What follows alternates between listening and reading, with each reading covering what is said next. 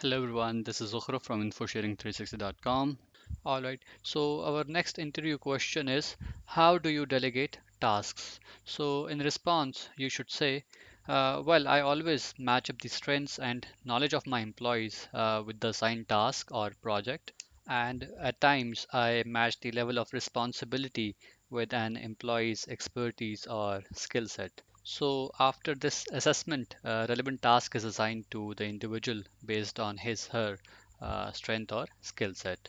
Now, to quote some relevant examples, if I have to assign a task of policy drafting in my team, then I'll assign it to someone whose communication skills are very good, especially writing skills are excellent.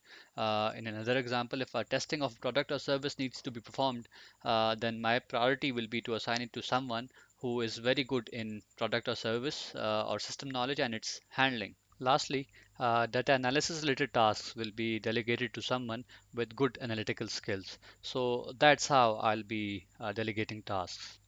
So in the end, this is the complete answer. For preparation, you can select relevant keywords, points, or prepare answer in your own words as per your convenience. Please don't forget to subscribe our YouTube channel InfoSharing 360. Thank you for watching this video.